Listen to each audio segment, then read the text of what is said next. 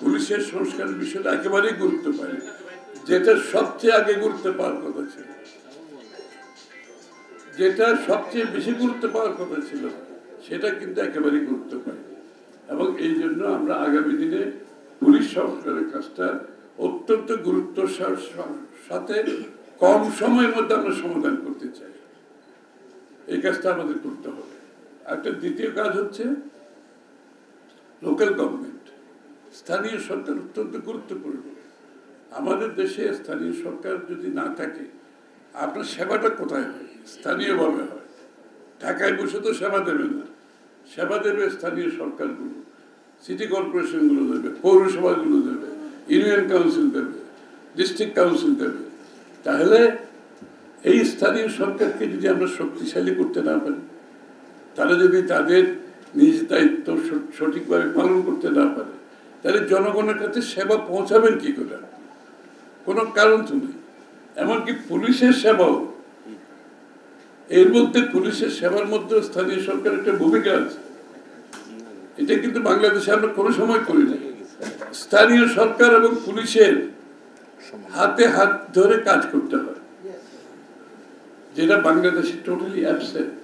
Police পরিচালিত হয় কেন্দ্র থেকে। এখন আপনি বাংলাদেশের সেই টাঙ্গাইলের সেটুকু এলাকায় যদি বলি, আমি টাঙ্গাইলের পুলিশের যে নাগরিকের সাথে সম্পর্ক, তাদের যে দায়িত্ব, সে স্বচ্ছতার সাথে, নিষ্ঠার সাথে, সততার সাথে পালন করছে কিনা, জনগণের সুরক্ষার কাজ করছে কিনা, এই ঢাকা থেকে বসে টাঙ্গাইলের সুরক্ষা দেওয়া খুব কঠিন। এই জন্য স্থানীয় সরকারের সাথে পুলিশের কার্যক্রমের সমন্বয় থাকতে হবে। এটা অত্যন্ত গুরুত্বপূর্ণ। এই বিষয়গুলো আমরা, অনেকগুলো বিষয় আছে, আমি একটা উদাহরণ দিলাম মাত্র, অনেকগুলো বিষয় আছে। পুলিশকে সুচারু দায়িত্ব পালন করার জন্য আমাদের যে সংস্কারগুলো করতে হবে, বিএনপি সেটার উপর কাজ প্রায় শেষের দিকে আমরা নিয়ে আসছি। ইনশাআল্লাহ সরকার পরিবর্তনের পর আমরা দায়িত্ব পেলে সে কাজগুলো কম সময়ে যাতে আমরা করতে পারি, এই জন্য আমরা কাজগুলো সম্পন্ন করে ফেলছি এখন থেকে। যদি আমরা দায়িত্ব পাই, যাতে এটার জন্য অপেক্ষা করতে না হয়। আমি আগেই বলেছি, আকাঙ্ক্ষা অনেক বেশি, ধৈর্য কম, মানুষের ধৈর্য কম। এই হাসিনাকে বিদায় করে মানুষ চাচ্ছে আগামীকালের মধ্যে সব সমাধান হয়ে যায়।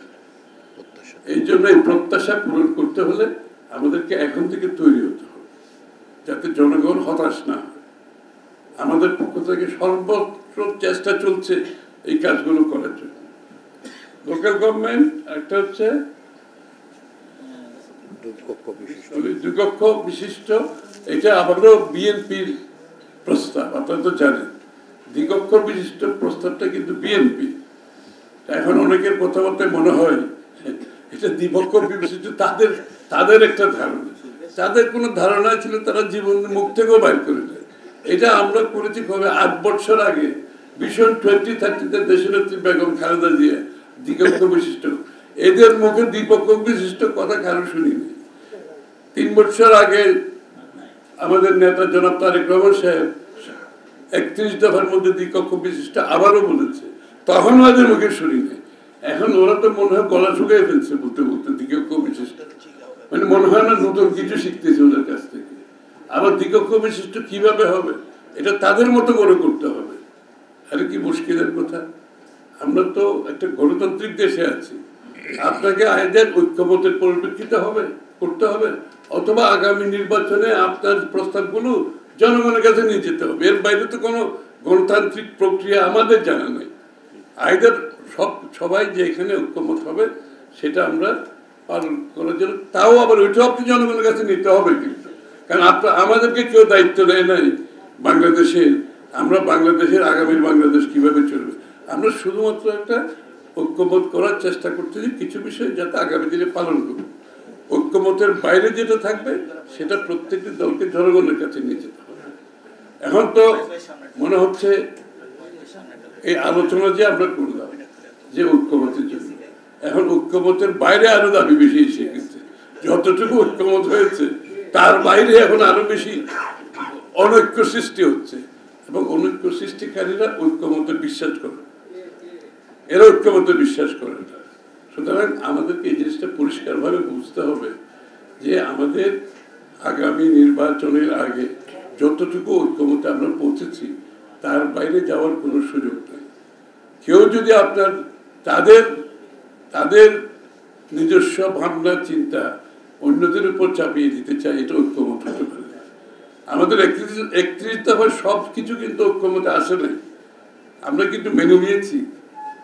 এটা হচ্ছে গণতান্ত্রিক স্পিরিটের কথা। যতটুকু আমরা ঐক্যমত আসতে পারি নাই, এটা আমরা জনগণের কাছে নিয়ে যাব, প্রত্যেকটি দল নিয়ে যাবে। এখানে জোর করে চাপিয়ে দিয়ে রাস্তায় নেমে আপনি কি বলে একটা চাপ সৃষ্টি করে আপনি তো ঐক্যমত্য হয় না। তাহলে তো আপনার মধ্যে গণতান্ত্রিক স্পিরিটের অভাব আছে। তাহলে তো আবার শেখ হাসিনার মতো আমরা হাঁটবো যে আমরা যেটা ভালো মনে করি এটাই হতে হবে। আমরা যেটা ভালো মনে করি এটা তো হবে না, জনগণ যেটা ভালো মনে করে সেটাই হবে।